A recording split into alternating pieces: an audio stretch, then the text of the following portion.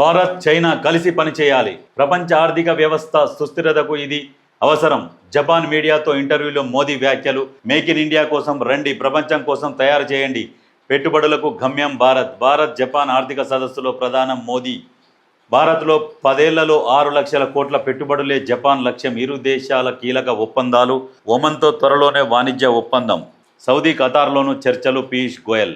ఇక్కడ 6 లక్షల కోట్లు పెట్టుబడులు అని చెప్పేసి ఇవన్నీ ఉంటాయి.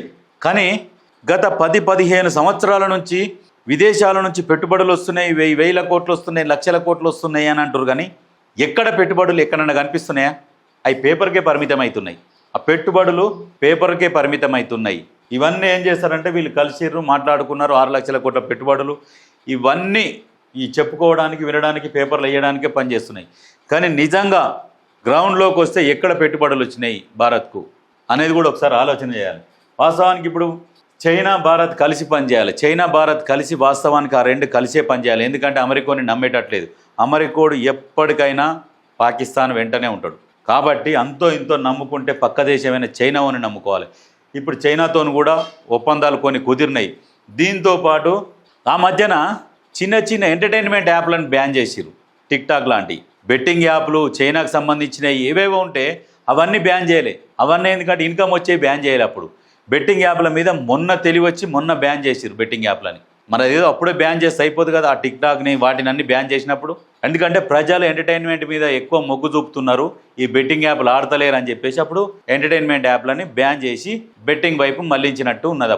అప్పుడెప్పుడో చర్యలు తీసుకుంటే ఇప్పటి వరకు ఎంతోమంది ప్రాణాలు కాపాడినట్టు ఉంటుండే. మొన్న తీసుకురు ఫైనల్గా. అన్ని రోజులు చాలామంది ప్రాణాలు పోయి, కొంతమంది మీడియా ఛానళ్ళు ఫైట్ చేసి అన్నీ చేసినాక అప్పుడు చర్యలు తీసుకున్నారు. ఇప్పుడు ఎవ్వరి ప్రభుత్వంలో ఉన్న పెద్ద మనుషుల హ్యాండ్ లేనిది ఏవి కూడా నడవయి. తెలంగాణలో ఇంతకుముందు క్లబ్బులు నడుస్తుండే. క్లబ్బులకి ఎవరు కార్డు ఉన్నోళ్ళని, మెంబర్షిప్ ఉన్నోళ్ళని అలౌడ్ చేస్తుండే, వాళ్ళు పోతుండే. ఇప్పుడు ఆన్లైన్ గేమింగ్ ఉండకపోతుండే. అవన్నీ బ్యాన్ చేసిండు వచ్చి ఒక పోటేష్. ఆ పోటేష్ వచ్చి మొత్తం బ్యాన్ చేసిండా, ఆన్లైన్ తెరలేపిండు. ఆఫ్లైన్లో ఎంతమంది ఆడతారు? మా అంటే ఒక 1000 మంది 2000 మంది పోయి ఆడుతుండే. ఇక ఆన్లైన్లోకి వచ్చేసరికి ఇక లక్షల మంది ఎగబడు, డబ్బులు పోగొట్టుకున్నాడు, మొత్తం విపరీతంగా నాశనమై జనాలు చచ్చిపోయారు.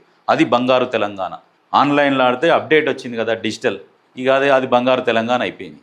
అంటే ఒక్కటి కాదు, రెండు కాదు, ఏది చెప్పుకున్నా తెలంగాణలో ప్రజలు అర్థం కాకుండా నాశనం అయిపోయారు. ఆ రకంగా జరిగింది. ఇప్పుడు నెక్స్ట్ మళ్ళీ టిక్టాక్ వస్తుంది.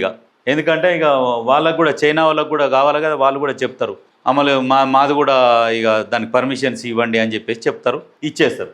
ఎందుకంటే ఏం చెప్పారంటే మన డాటా మొత్తం చైనాకు చేరుతుంది, ఈ అన్ని బ్యాన్ చేయాలంటే మరి కొన్ని యాప్లు ఎందుకు బ్యాన్ చేయాలి? మరి అప్పుడు దాని ద్వారా చేరతలేదా? ఎట్లా అంటే ఇక మొత్తం చైనా వాడు మొత్తం మన డేటా అంతా సేకరించేసి మన మీద దాడి చేస్తున్నాడు. మన డేటా సేకరించకుండా అరుణాచల్ ప్రదేశ్ని మొత్తం సగం దాకా ఆక్యుపై చేసిండు.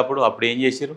ఉన్నాక కూడా హద్దులు దాటి లోపలికి వచ్చి కూడా ఫైట్ చేస్తూనే ఉన్నాడు. అప్పుడు ఏం చేసిరు? మన కూడా ఫైట్ చేసిరు కదా, చేస్తూనే ఉన్నారు. కవ్వింపు చర్యలకు పాల్పడుతూనే ఉండే. ఇప్పుడు తగ్గిరు, శాంతి చర్చలకు వచ్చిర్రు. వచ్చినాక కలిసి పనిచేయాలనే కాడికి వచ్చినప్పుడు ఇప్పుడు ఇక అన్నీ వస్తాయి. టిక్టాక్ వస్తుంది, చైనా యాప్లు అన్నీ వస్తాయి. ఇప్పుడు అన్నీ రన్ అవుతాయి. ఏదైనా ప్రతి ఒక్కరు రాజకీయ స్వార్థం కోసం ఆలోచిస్తున్నారు, కానీ ప్రజల క్షేమం గురించి మాత్రం ఏ పార్టీ ఆలోచిస్తలేదు.